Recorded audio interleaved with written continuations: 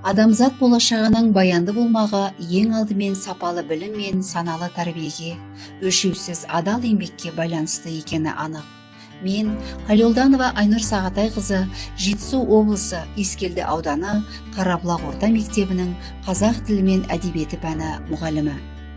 Менің педагогикалық жұмысымның бағыты оқушыны көркем сөздің асылын, жыр жақұтын тере білуге баулу. Жеріне жаңарғанда тозбайтын, ескірмейтін жақұт, асыл гауһартасты мен өз пәніммен байланыстырамын. Өйткені сөз өнері асыл тас, тіл қазына деген ата-баба жолын жалғастырушы біз, тіл мамандары. Тәжірибе таратудағы жұмысымның өзектілігі тіл сабақтарында мәтінді тиімді қолдану.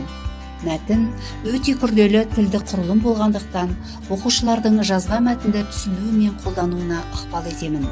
Осы орайда мәтінмен жұмыстың тиімділігін атар болсам, ең алдымен оқу сауаттылығы мен тығыз байланыстылығы, оқылым дағдысының дамуына ықпал етуі, түрлі ақпаратпен жұмыс жасай алып, білім алушының сөздік қорына оң әсері, басқа пәндермен байланысына да ықпалы зор және өмірлік жағдаяттарға бейімделуі. Ұлттың сақталуына да, жоғалуына да себеп болатын нәрсенің ең қуаттысы тіл десе, тіл маманы ретінде оқушының өз ойын тіл заңдылықтарының талаптарына сай лайықты жеткізуі, баяндауы, мәтінмен жұмыс жасаумен тікелей байланысты дер едім. Оны шешудің жолдары әртүрлі әдіс-тәсілдер, тұтас, аралас, құрамдас, графикалық мәтіндермен жұмыс. Яғни оқылым дағдыларын дамытатын, оқылатындай мәтін болуы қажет. Осы тұрғыда оқу бағдарламасының спиральді қағидатына сай, мәтінмен жұмысты да мәтін түрлеріне сай ұтымды қолданамын.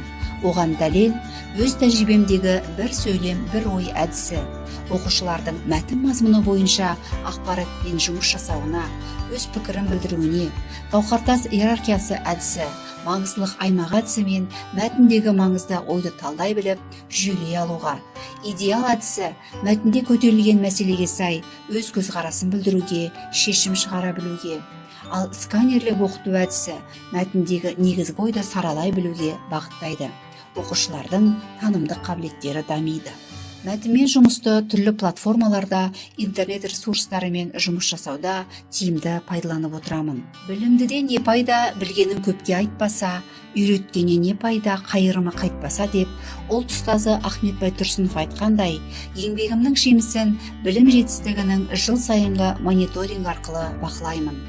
Және 11-ші сынып оқушыларының ұлттық бірыңғай тестілеуде оқу сауаттылығы бойынша жоғары ұпай жинап, мәтін мазмұны бойынша сұрақтарға дұрыс жауап бергенін көріп, осы уақытқа дейінгі жасалған еңбегімнің еш кетпегені деп білемін.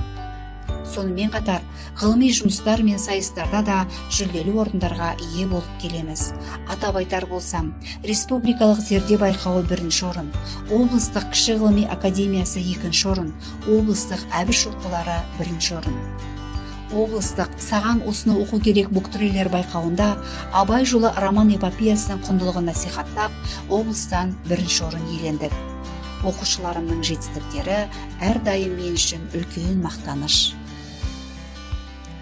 Өз тәжірибемнің таратылуының биік бір белесі, биылғы оқу жылында 5-ші сынып абайтану оқулығы мен әдістемелік құралдың авторы болуым деп білемін. Осы еңбегімде де мәтінмен жұмыстың тиімділігі мен өзектілігін негізге ала отырып, оқушылардың оқу мақсатына жетуіне ықпал ететін тапсырмалар енгіздім. Сонымен қатар, іс тәжірибемді аудан, облыс көлемінде тіл мамандарымен бөлісіп келемін.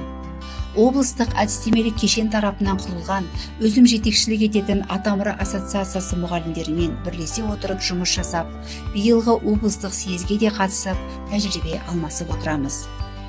Сондай-ақ, жаңартылған білім беру бағдарламасы тренері ретінде педагогикалық шеберлік орталығы Талдықорған, Астана қаласы ұстаздарымен үнемі байланыс жасап, білім мазмұнындағы тың өзгерістерді талқылап отырамыз. Өзімнің жеке YouTube каналымда да мәтінмен жұмыстың түрлерін ұсынып, кері байланыс алу негізінде жұмыс жасап келемін. Бойыма жинаған теориялық білім мен тәжірибемді ұштастыра отырып тарату өз тиімділігін көрсетті. Ізденістен жалықпаған ұстаз ғана шеберліктің шыңына шығарына көзім жетті. педагог үйрете жүріп үйренуші.